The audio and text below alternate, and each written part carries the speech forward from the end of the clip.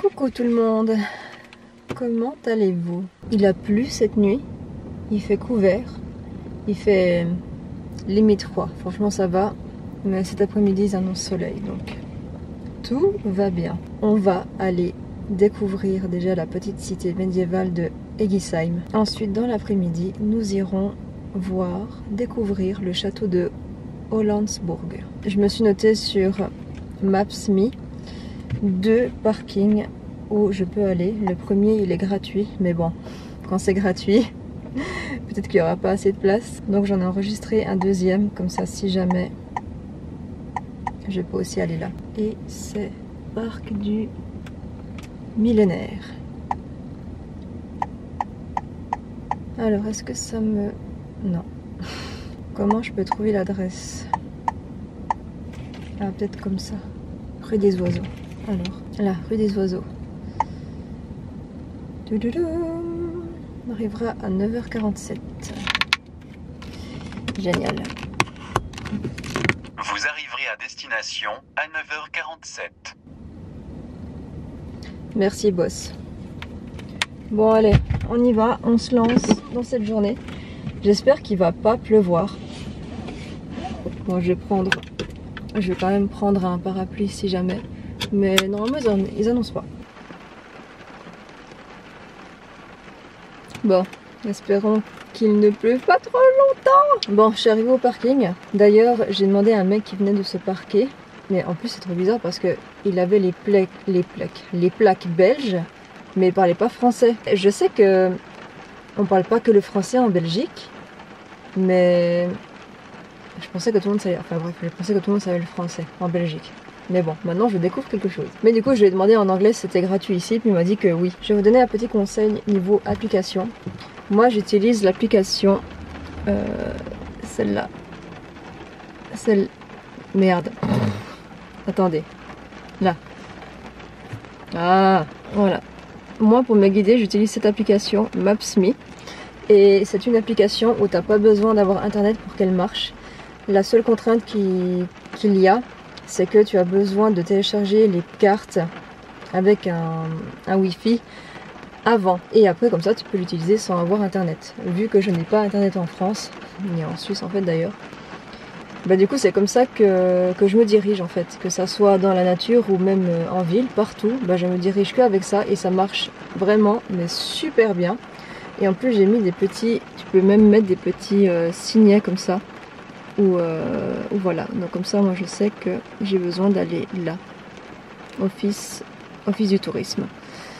Et après donc là il m'a directement repéré comme quoi je suis ici au parking. Et après plus je vais avancer et plus ce petit truc bleu, et ben il va me suivre. Donc comme ça tu peux vraiment voir où tu es et si tu te trompes. Et franchement ça marche mais vraiment trop bien. Moi perso quand je voyage je prends pas de carte internet, non, je prends pas en fait de carte internet, j'utilise que ça. Et j'utilise après les wifi des hôtels ou alors des cafés. Parce que si je voulais prendre un forfait internet, ça serait uniquement pour pouvoir me guider. Mais en fait avec cette application, t'as pas besoin. Donc voilà, ça c'est mon petit conseil si jamais. Bon, il pleut de plus en plus fort. C'est pas vrai. Bon allez, on y va. Au pire, on ira se réfugier dans un café histoire que ça s'arrête. On verra. C'est bon, on voit. Je voulais quand même vous partager ça. J'ai trouvé un arbre que je n'ai jamais vu. Attendez, regardez, en fait les fruits, regardez ça.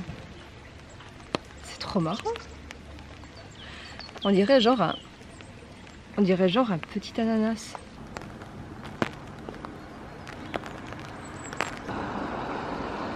On est arrivé. Donc là, c'est l'entrée de la petite cité.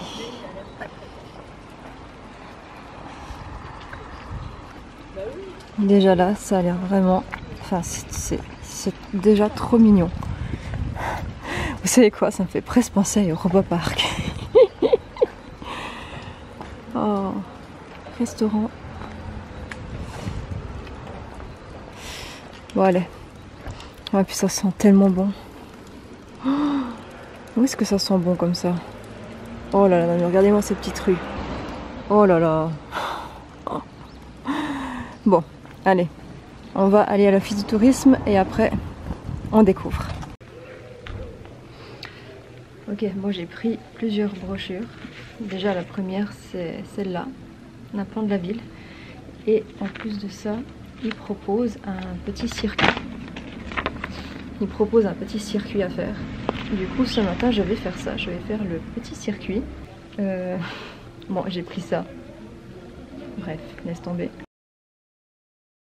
Bon, on y est, rue du Rempart Sud, et c'est le début de la ronde d'Egglisheim.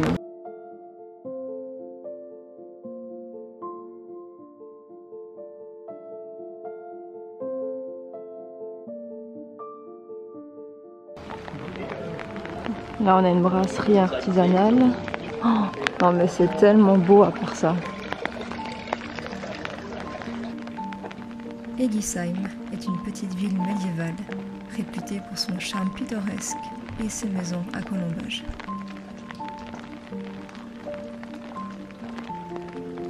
Son histoire remonte à l'époque romaine, mais elle s'est particulièrement développée au Moyen-Âge. Sur le chemin, regardez ce que j'ai trouvé. La boutique du champignon. Non mais, il faut absolument que j'aille voir dedans. Et en plus ici les cartes postales, j'ai un petit peu regardé, mais c'est des cartes postales que sur les chats. C'est tellement marrant. Mais on continue et on arrive à la place du château, où il y a bien sûr le château. Non mais regarde mes soins. Non mais... c'est trop sympa. Son architecture circulaire, avec des rues concentriques entourant un château, témoigne de son passé féodal. La ville est connue pour être le berceau du pape Léon IX, né en l'an 1002. Il y a 1022 ans. Vous imaginez? Non, pas de cigogne là-haut. Bon, on va aller voir dedans.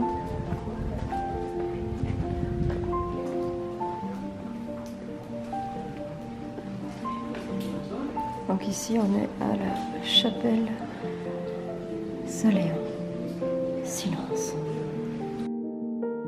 Egglisheim a longtemps été un centre viticole important grâce à son emplacement au cœur de la route des vins d'Alsace. Aujourd'hui, Egglisheim est classé parmi les plus beaux villages de France.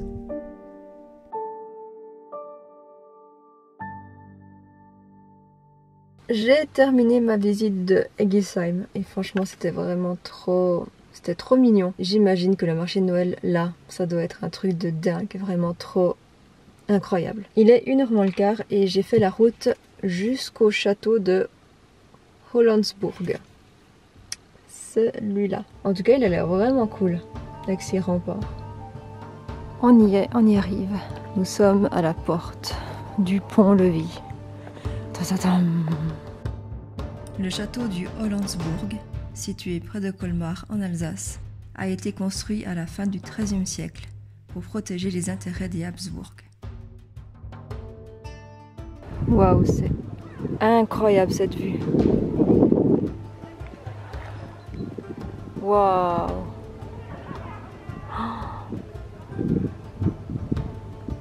C'est ouf.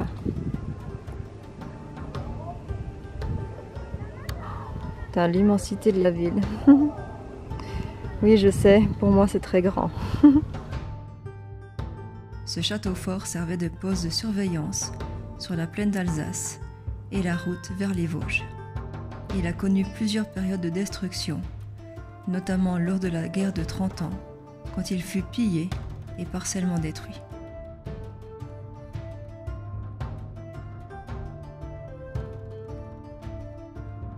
Abandonné pendant plusieurs siècles, le château a été progressivement restauré à partir du XIXe siècle et transformé en site touristique au XXe.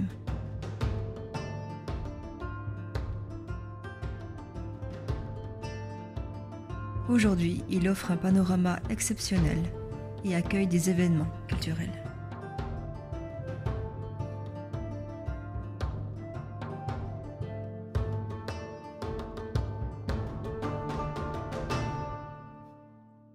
Des siècles plus tard, le chantier médiéval creuse jusqu'au socle rocheux qu'il exploite comme carrière. On voit ici les restes d'un front de taille.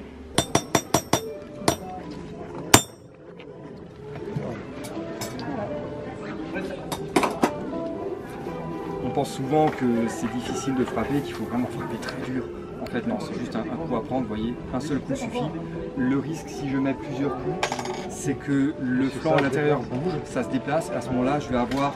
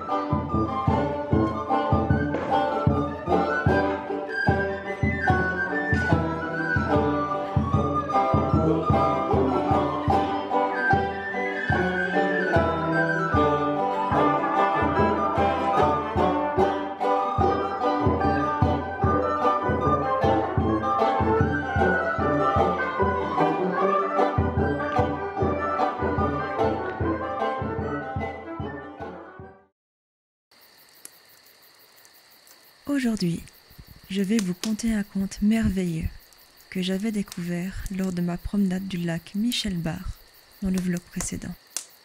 Allez, on se lance. Installez-vous confortablement, fermez les yeux et laissez les sons et les images d'un feu de camp se préciser.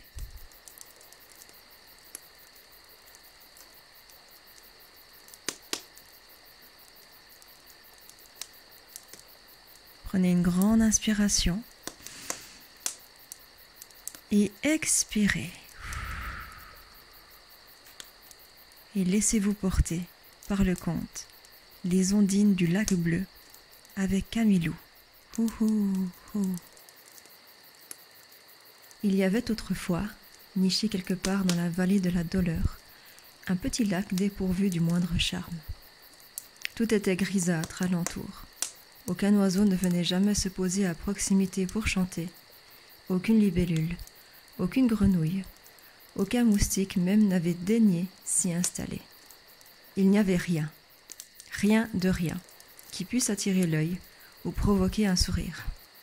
3 ondines, on ne sait trop pourquoi, avaient cependant élu domicile dans ces eaux. Elles s'y ennuyaient d'ailleurs à mourir, mais sans doute étaient-elles si abattues par la laideur de ces lieux qu'elles n'avaient même pas la force de déménager. Elles passaient le clair de leur temps à somnoler vaguement. Quoi qu'il en soit, un jour de printemps, un couple d'amoureux qui se promenait par là s'arrêta au bord de ce lac. Ils se fichaient du paysage. Tout ce qu'ils voulaient, c'était avoir la paix. Et l'endroit, on l'a dit, était des plus tranquilles. En fin d'après-midi, ils s'endormirent innocemment, la main dans la main. C'est alors que les ondines, qui avaient été tirées de leur léthargie par l'arrivée des jeunes gens, décidèrent d'enlever le jeune homme. Un peu de compagnie leur serait agréable, et il était bien bâti. Elles délièrent donc doucement ses doigts de ceux de sa fiancée et l'entraînèrent au fond de l'eau. Lorsque la bergère se réveilla, elle se demanda où son compagnon était passé.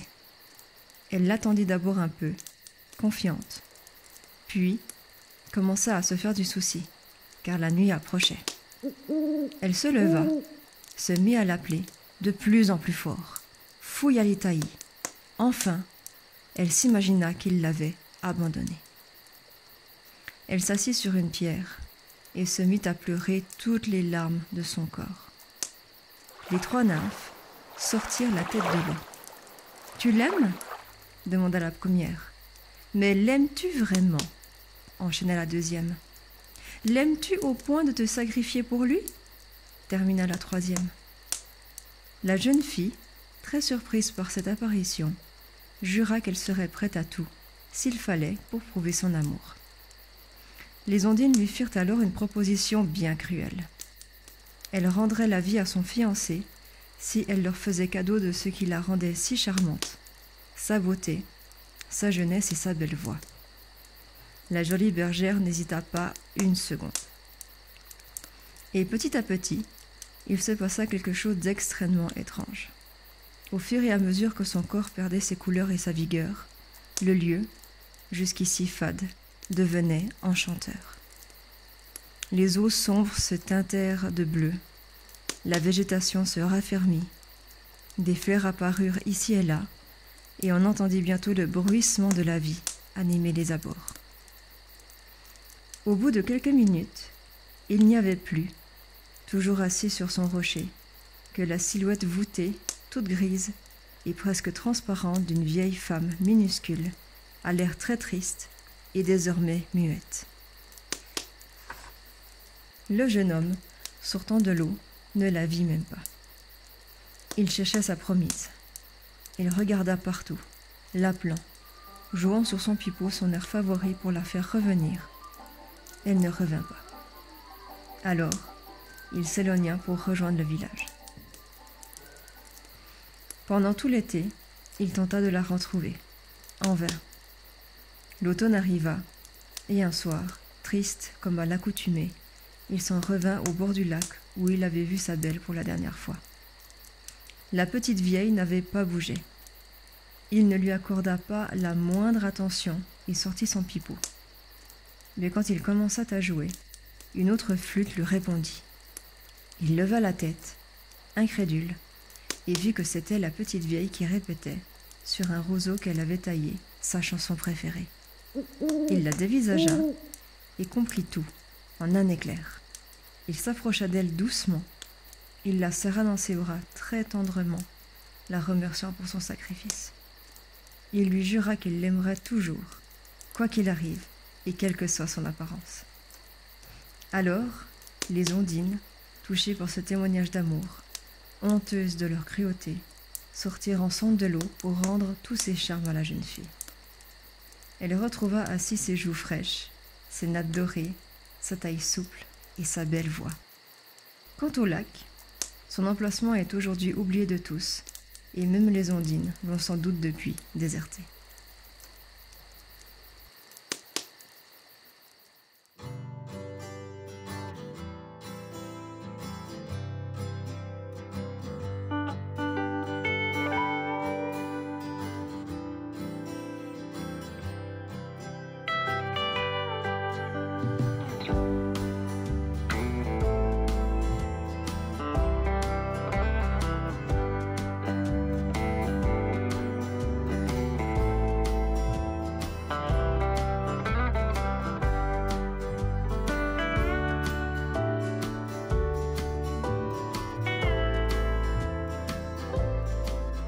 Aujourd'hui, on va aller découvrir Colmar. J'ai 1 heure à pied jusqu'au centre, donc on va se motiver, c'est le matin. Aujourd'hui, il va pas annoncer, enfin si, il va annoncer 20, mais genre couvert et avec un petit peu de pluie, donc on verra. J'ai quand même pris mon parapluie avec moi. Mais devinez qui c'est qui a oublié sa veste?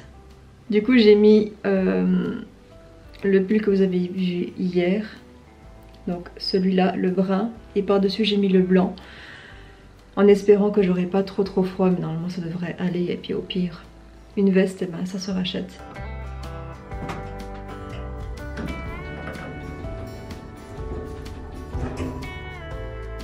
J'ai trouvé par hasard ça sur Maps.me et j'ai exprès fait un détour pour voir de mes propres yeux ça. Mais qu'est-ce qu'elle fout là, la statue de la liberté? Faut m'expliquer.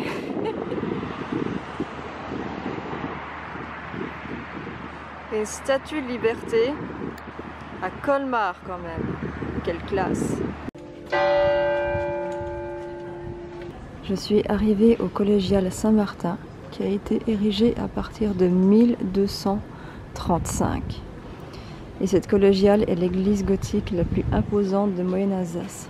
Waouh! C'est très très haut en tout cas. Il y a plein de groupes qui commencent à tourner. Et là ici c'est une place assez connue. Ouais, on a tout plein de bâtiments hyper anciens quoi.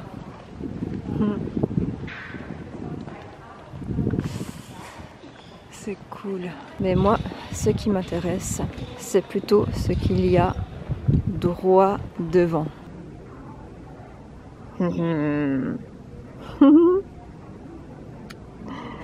Donc là, on a le musée Choco Story, musée des chocolats et le musée des vins d'Alsace. Et c'est ça qu'on va faire ce matin. Ça ouvre à 10h et il est un peu plus de 10h, donc parfait. Allez, on y va.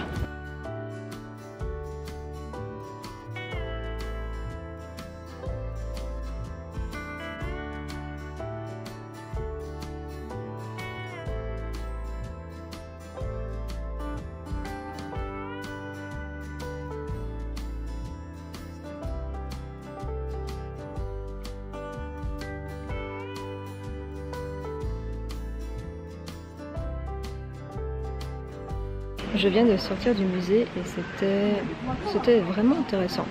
Non mais regardez-moi ça. En plein mois de septembre.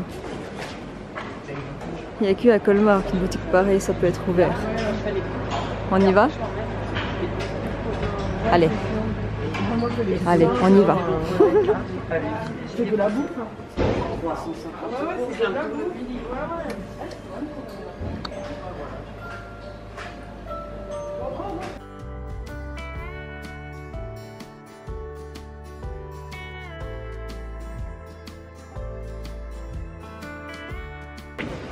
Non, non, toi tu dégages.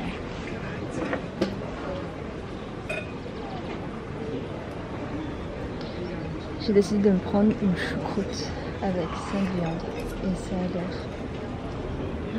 ça a l'air trop bon.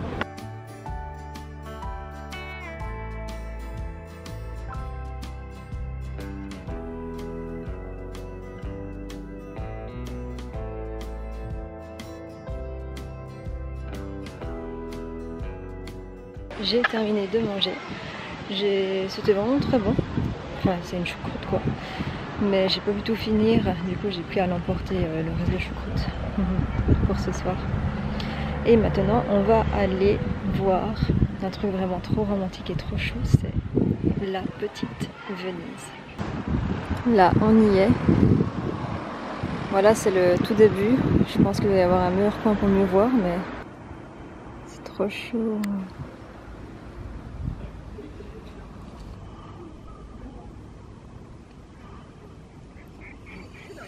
On va aller là, est-ce qu'on peut descendre? Et j'imagine que là, ça doit être l'endroit où tu prends des gondoles. On va passer par là.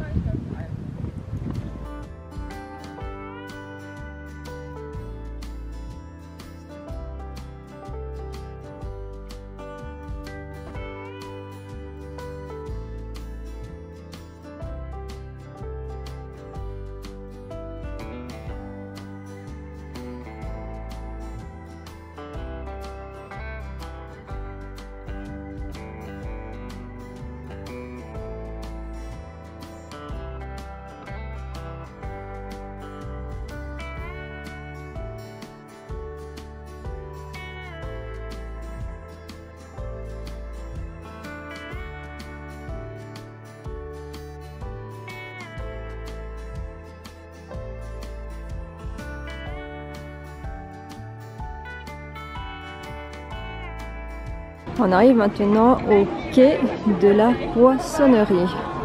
Ah bah elles sont là ces barques.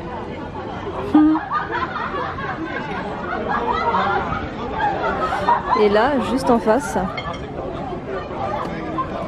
c'est le marché couvert. Donc c'est là qu'on va aller faire un petit tour. Bon bah lundi c'est fermé. Et nous sommes lundi. Non mais décidément, ces marchés couverts, j'ai vraiment pas de chance. Oh là là, non mais... Qu'est-ce que c'est beau! Oh là là, est-ce que c'est beau! Oh, j'adore!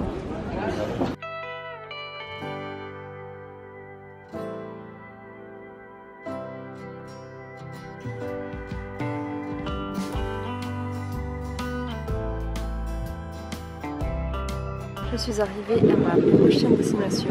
C'est ici, le musée Annecy. Bon, on voit rien avec le contre-jour. Vous me voyez surtout moi, quoi.